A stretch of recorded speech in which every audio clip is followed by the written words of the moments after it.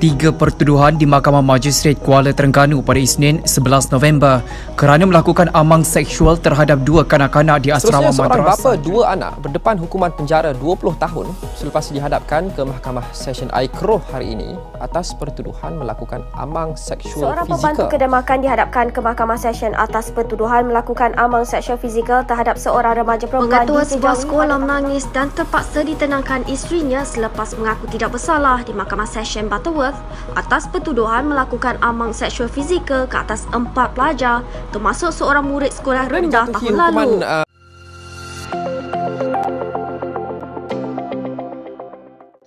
Assalamualaikum dan selamat sejahtera. Okay, hari ini kita akan belajar pendidikan kesihatan.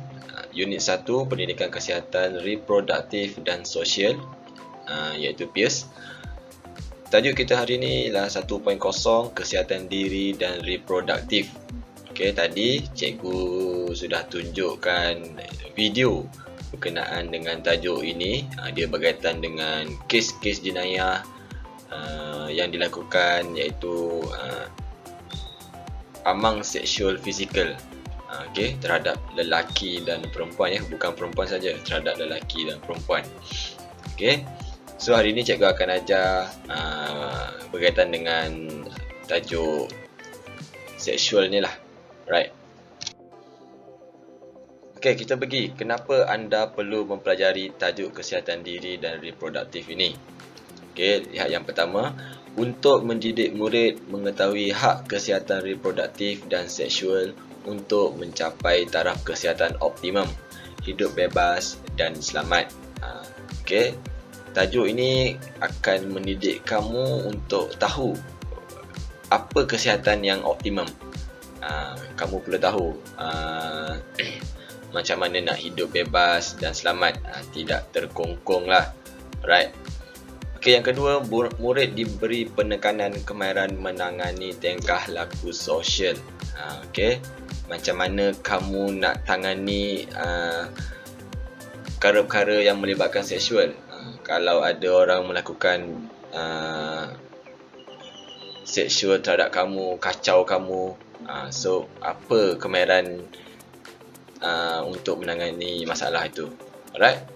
Yang ketiga, untuk melahirkan masyarakat yang sihat dari segi jasmani, emosi, rohani, intelektual dan sosial, ataupun jeris lah. Ini salah satu falsafah pendidikan kebangsaan juga. Sama juga dalam tajuk ni, untuk melahirkan masyarakat yang sihat dari segala aspek. Daripada dia punya fizikal, daripada dia punya emosi, daripada dia punya rohani, dalaman, intelek dan sosial. Paling penting sosial. Right. Menurut WHO, World Health Organization 2014, terdapat 4 jenis hak reproduktif dan seksual. Yang pertama, hak keseksama gender dan tidak mendiskriminasi, hak bebas daripada penyiksaan, kekejaman atau menghukum, hak untuk bergerak bebas, lindungi diri daripada menjadi mangsa. Itu 4 hak reproduktif dan seksual lah menurut WHO. Hak kesihatan reproduktif dan seksual. Kesihatan reproduktif bermaksud keadaan individu yang sihat fizikal, mental dan sosial serta bebas daripada penyakit yang berkaitan dengan sistem reproduktif. Kamu tahu tak apa itu sistem reproduktif?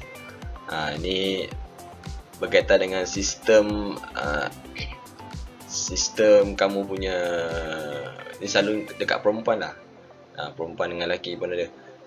Dia berkaitan dengan melahirkan anak, berkaitan dengan seksual lah. Alright.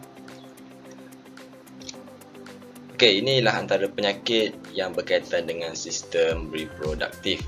Yang pertama, endometriosis. Kedua, kanser cervix. Yang ketiga, polycystic ovary syndrome. Yang keempat, fibroid rahim. Yang kelima, gonorrhea dan chlamydia. Dan yang paling famous, iaitu HIV ataupun AIDS. Okey. Kalau kamu tidak mengamalkan kehidupan yang sihat fizikal, mental dan sosial, kamu akan mendapat antara penyakit-penyakit yang berkaitan dengan sistem reproduktif. Okey. Right. Okay, yang kedua, hak untuk pendidikan reproduktif dan seksual. Okey. Remaja harus dibimbing cara mengamalkan gaya hidup yang selamat dan sihat dari segi jasmani, emosi, mental, rohani dan sosial. Okey. Kamu remaja sepatutnya masih lagi dibimbing, perlu dibimbing dengan untuk mengamalkan gaya hidup yang sihat dan selamat, supaya kamu tidak terjebak dengan jenayah yang berkaitan dengan seksual. Okey, supaya kamu dapat hidup selamat dan sihat. Alright. Yang kedua, sesuatu yang perlu dipelajari demi kesejahteraan keluarga. Okey. Hak untuk pendidikan reproduktif dan seksual ni memang perlu dipelajari supaya keluarga kamu sejahtera. Okey, tidak ada masalah dalam keluarga kamu. So antara satu sama lain dalam ahli keluarga berkomunikasi dengan baik. Alright. Okey, yang ketiga, satu proses pembelajaran sepanjang hayat merangkumi aspek biologikal, sosio-budaya dan psikologikal. Okey. Apabila kamu belajar tentang hak untuk pendidikan reproduktif dan seksual, inilah satu proses pembelajaran kamu, bukan saja untuk subjek pendidikan kesihatan, tetapi untuk merangkumi semua aspek apabila kamu sudah dewasa nanti. Okey. Alright. Yang keempat, mengamalkan tingkah laku yang baik dalam kehidupan demi mengukuhkan institusi kekeluargaan. Ini paling penting. Okey.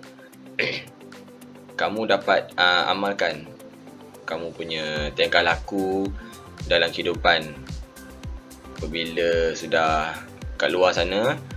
So kamu boleh mengukuhkanlah institusi kekeluargaan kamu dalam tak kisahlah kekeluargaan di sekolah, kekeluargaan di rumah. Apabila kamu sudah ada dalam masuk U, tingkah laku kamu sentiasa baik dalam keluarga kamu di universiti. Alright. Okay, kita pergi kepada contoh hak kesihatan reproduktif dan seksual. Okay, yang pertama, hak untuk hidup, kebebasan dan keselamatan. Okay, memberikan hak kepada yang berhak menerimanya serta mengenakan hukuman kepada yang bersalah. Okey. Apabila ada yang bersalah, kita perlu mengenakan hukuman kepada yang bersalah, bukannya kepada yang tidak bersalah. Itu namanya hak untuk hidup, hak untuk bebas, hak untuk keselamatan. Okey, konsep persamaan hak perlu diamalkan. Okey. Persamaan hak ni maksudnya hak masing-masing kita perlu amalkan. Tak adalah orang yang sama tapi hak berbeza. Alright. Kita berhak hidup aman, damai dan bergerak bebas. Okay. Right. Yang kedua, hak untuk kesamaan gender dan tidak mendiskriminasi. Okay, wanita dan lelaki diberi peluang yang sama. Sekarang ni kerja lelaki wanita boleh buat. Kerja wanita perempuan boleh buat. Okay, so wanita dan lelaki ni memang patut diberi peluang yang sama. Okay, lelaki dan wanita mempunyai hak yang sama berdasarkan kelaikan akademik, kemahiran dan kebolehan mereka. Seperti yang cikgu cakap tadi lah. Okay, contoh macam memasak sekarang, sepatutnya itu kerja wanita, tetapi sekarang ramai chef-chef lelaki yang ada di Malaysia ini, ataupun mekanik. Sekarang ramai perempuan juga sudah ada kelayakan untuk bekerja sebagai mekanik. Okay. Wanita diberi peluang menceburkan diri dalam pelbagai bidang. Okay. Okay, yang ketiga, hak untuk bebas daripada penyiksaan, kekejaman atau menghukum. Alright. Okay, pesalah perlu dijatuhi hukuman yang setimpal dengan kesalahannya. Contoh, kamu membunuh ataupun kamu membuat jenayah, so hukuman perlulah setimpal dengan kesalahannya. Semasa ini akan dibicarakan di mahkamah. Okey, alright. Dari segi agama dan kepercayaan pula, setiap kaum berhak untuk mengamalkan cara hidup masing-masing berdasarkan peraturan. Okey, di Malaysia ni kita amalkan demokrasi. So, setiap agama dan kepercayaan berhak untuk mengamalkan cara hidup masing-masing berdasarkan peraturan. Tiada agama yang tiada peraturan. Okey. So, kamu perlu ikut apa agama kamu, amalkan cara hidup supaya tidak terjadinya jenayah amang seksual ni lah, yang berkaitan dengan seksual. Alright. Okey, seterusnya kita pergi kepada kepentingan mengetahui hak kesihatan reproduktif dan seksual. Kenapa? Apa pentingnya kamu tahu tentang tajuk ni? Alright. Hak daripada individu, daripada perspektif individu, kita lihat remaja perlu melindungi diri daripada menjadi mangsa penderaan seksual. Okey, remaja tahu batasan pergaulan lelaki dan perempuan. Ini yang paling penting. Remaja sekarang ni kadang-kadang leka bergaul lelaki dan perempuan. So macam dia dah kata apa, dah biasa gaul lelaki dan perempuan. Nanti lama kelamaan lelaki ambil kesempatan dia melakukan penderaan seksual. So itu kamu perlu tahu untuk melindungi diri daripada jadi mangsa. Okey, remaja perlu berpengetahuan tentang reproduktif dan seksual. Memang patut pun mereka perlu tahu reproduktif dan seksual ni, kerana jika dia mengamalkan seks bebas ke, kan, so apa kesan, apa yang terjadi selepas itu, dia perlu ambil tahu. Remaja berhak mendapatkan maklumat dan perkhidmatan kesihatan untuk tingkatkan tahap kesihatan. Okey, apabila sudah mencapai dalam kategori umur remaja ni, mereka sepatutnya ambil tahu tentang kesihatan mereka, tahap kesihatan mereka, bagaimana dia punya sistem reproduktif, normal ke tidak normal ke. Okey, right. Okey, yang kedua, hak daripada perspektif keluarga. Remaja berhak dapat bimbingan ibu bapa dalam kesihatan reproduktif mereka. Ini masalahnya sekarang. Jika ibu bapa abaikan anak-anak, so mereka hidup bebas. Kadang-kadang mereka hidup bebas tu stres sebab tiada yang bimbing mereka, ibu bapa tidak bimbing mereka. So mereka terjebak dengan jenayah-jenayah, dengan seks bebas, pergaulan bebas.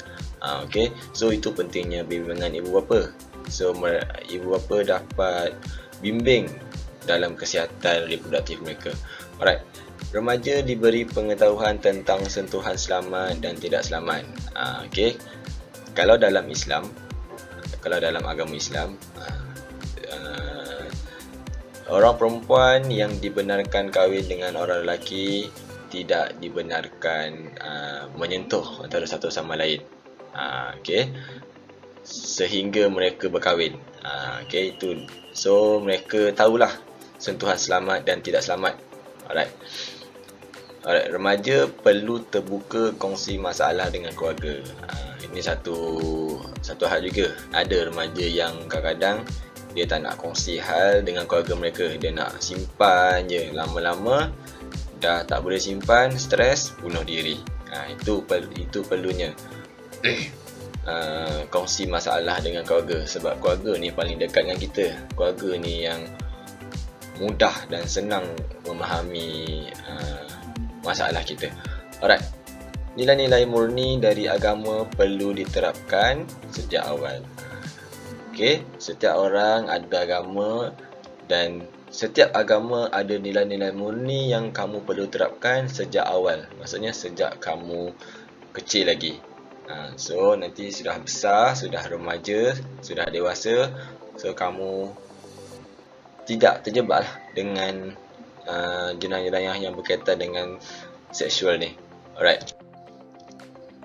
Okey, yang ketiga, hak daripada perspektif masyarakat. Apa masyarakat punya pandangan? Alright, remaja perlu dilindungi daripada terjebak dalam gejala sosial. Okey, memanglah semua remaja memang patut dilindungi daripada terjebak dalam gejala sosial. Gejala sosial ni bermula daripada orang yang remaja. So apabila dia dah remaja, dia punya nafsu tu dah meningkat, mudah terjebak. So mereka ni perlu dilindungi. Golongan remaja perlu mendapat bimbingan masyarakat tentang kesan dan akibat daripada gejala sosial. Mereka ni, remaja ni perlu banyak dapat bimbingan masyarakat lah. Pergi ke talk, pergi ke ceramah-ceramah yang berkaitan dengan gejala sosial ni. Mereka patut dapat bimbingan masyarakat. Remaja perlu peka dengan situasi di sekeliling mereka. Remaja ni kadang-kadang dia sudah leka. Dia dah dapat benda yang seronok, dia leka. Dia tak fikir pun situasi sekeliling. Okay, bergaul dengan kawan-kawan kan. Lelaki dengan perempuan ni tak perasan. Dia dah seronok jumpa dengan boyfriend ke kawan lelaki ke. Okay, tiba-tiba kawan lelaki ni bawa kawan-kawan dia semua. So mereka perlu peka lah dengan situasi keliling. Alright, menyediakan perkhidmatan kaunseling kepada remaja dan keluarga. Okay, selalunya ni di sekolah lah. Di sekolah memang akan ada bahagian kaunseling. Okay, mereka cikgu-cikgu kaunseling ni akan beri perkhidmatan kaunseling kepada remaja. Kalau di luar pun ada badan kaunseling, so mereka pun boleh memberi kaunseling kepada keluarga.